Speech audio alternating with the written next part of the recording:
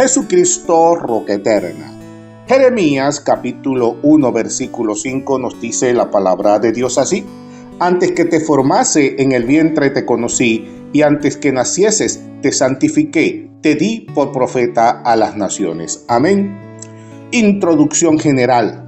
El libro de Jeremías es uno de los escritos proféticos más extensos, íntimos y desgarradores del Antiguo Testamento. Escrito durante el periodo final del reino de Judá en el siglo VI a.C. Registra el ministerio de Jeremías desde el reinado del rey Josías hasta la trágica caída de Jerusalén y el subsiguiente exilio a Babilonia.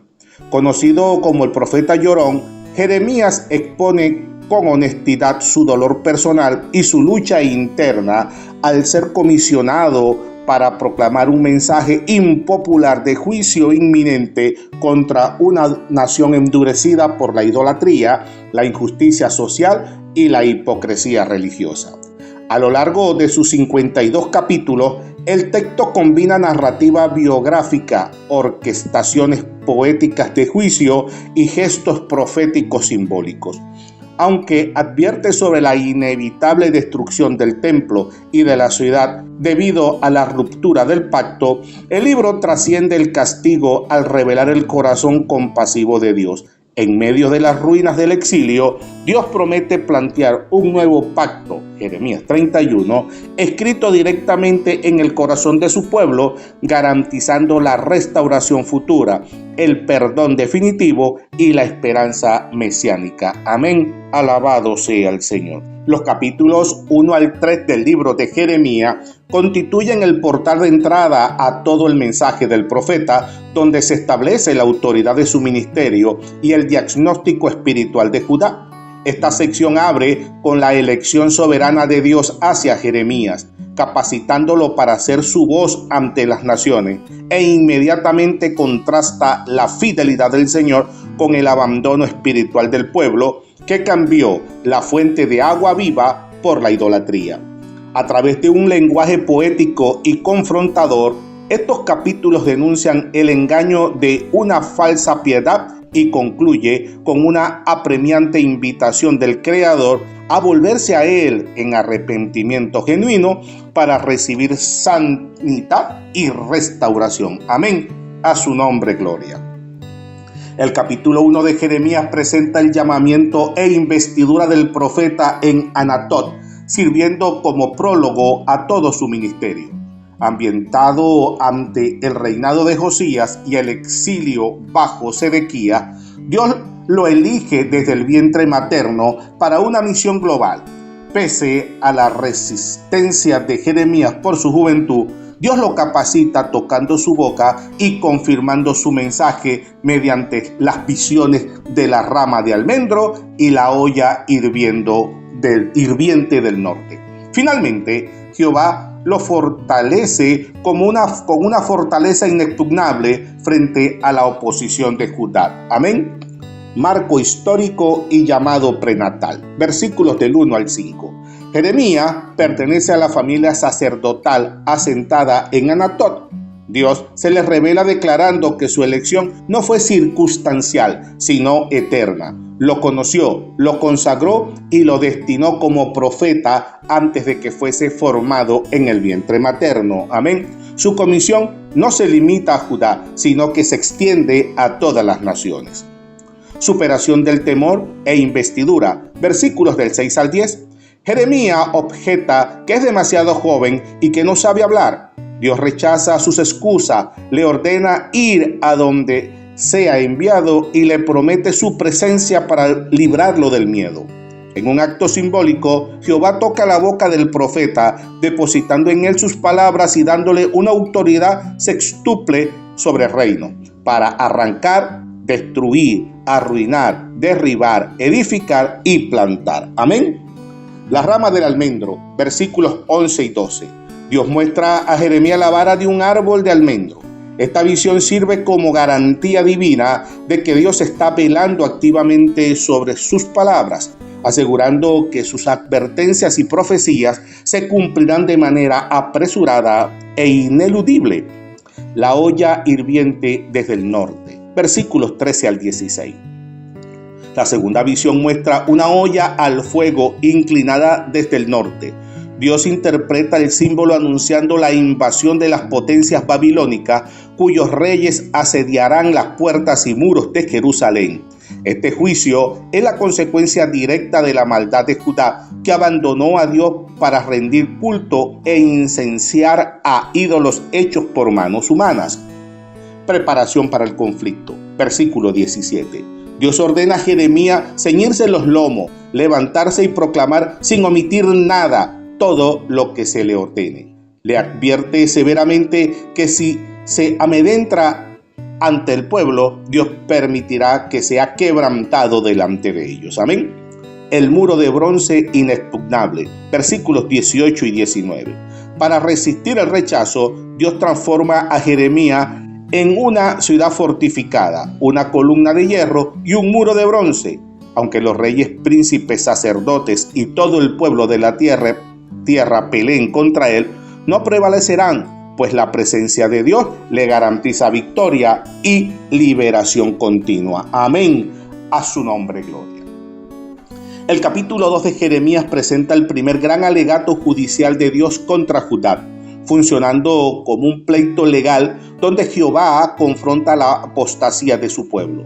Dios recuerda con ternura la fidelidad inicial de Israel durante el Éxodo, contrastándola con su desvergüenza al cambiar al Dios vivo por ídolos inútiles.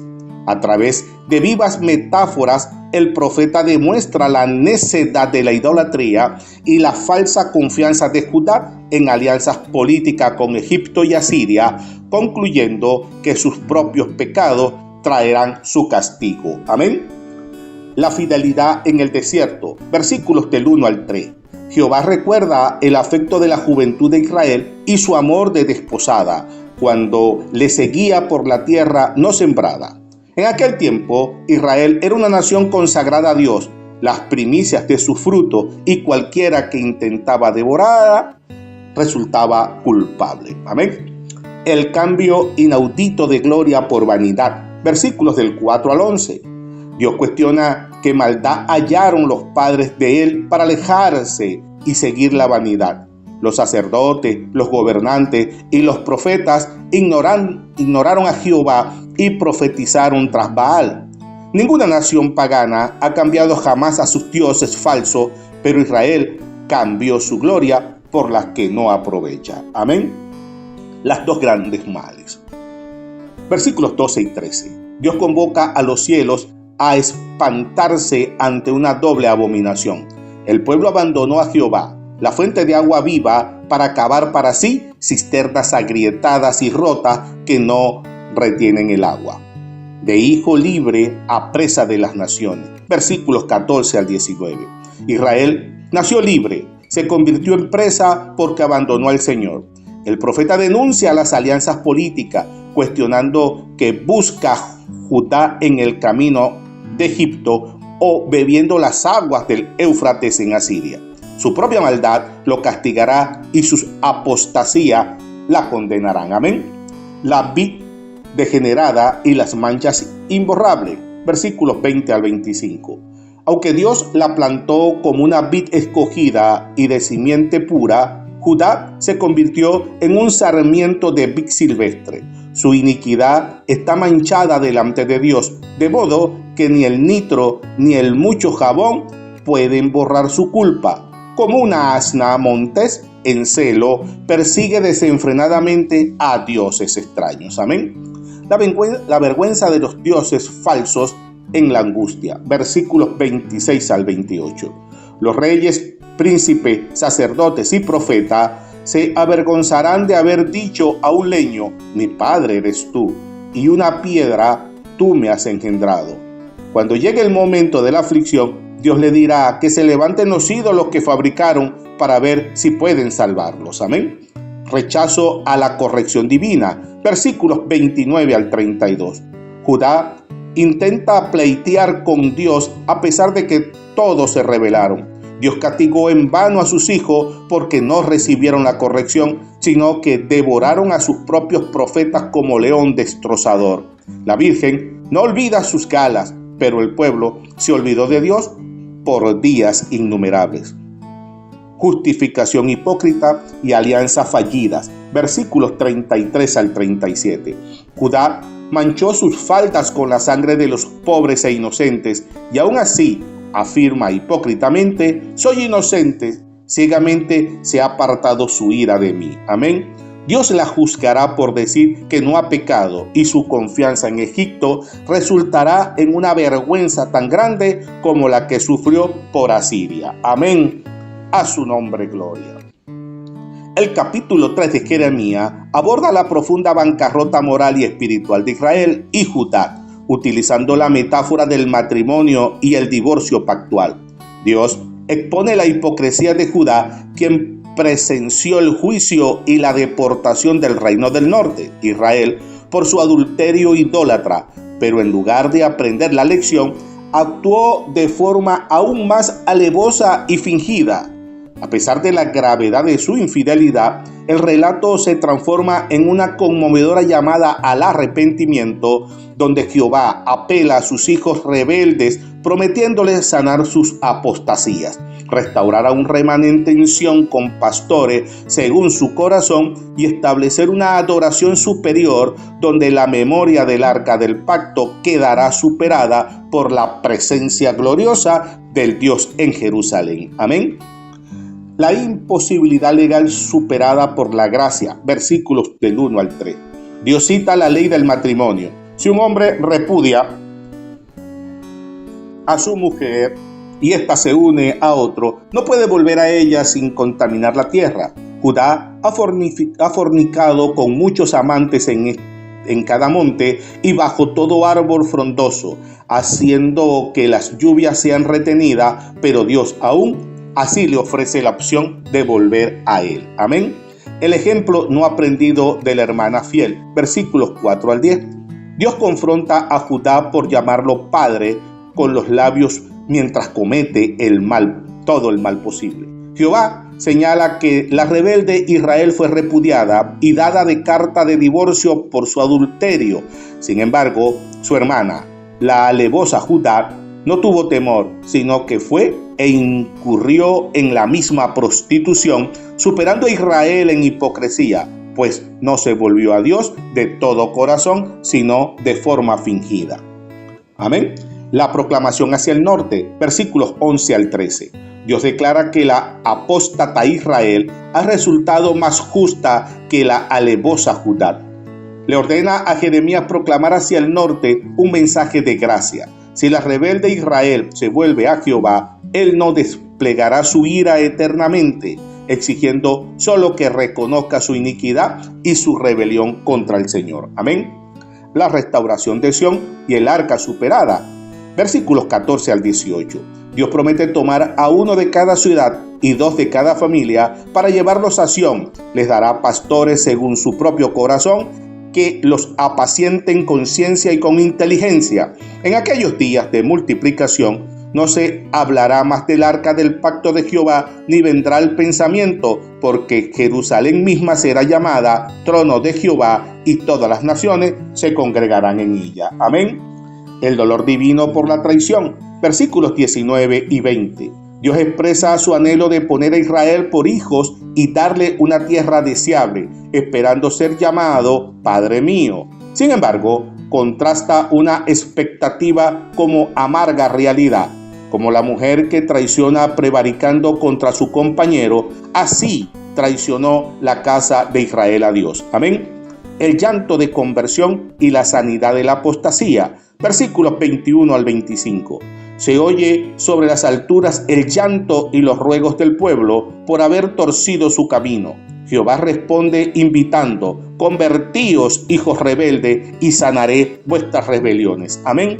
El capítulo cierra con la respuesta del pueblo, reconociendo que los ídolos en los collados eran una mentira y que solo en Jehová está la salvación, aceptando la vergüenza por los pecados cometidos desde su juventud. Amén. Alabado sea el Señor. Concluimos.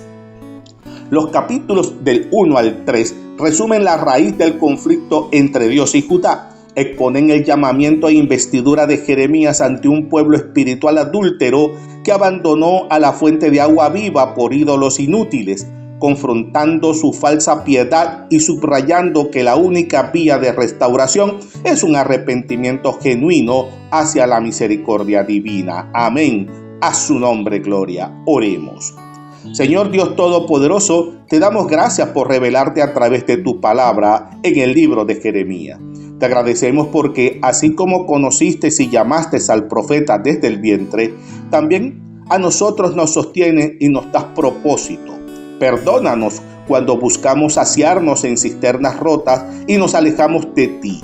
Gracias por tu inagotable gracia que nos llama de vuelta al arrepentimiento y por ser nuestra fuente de agua viva.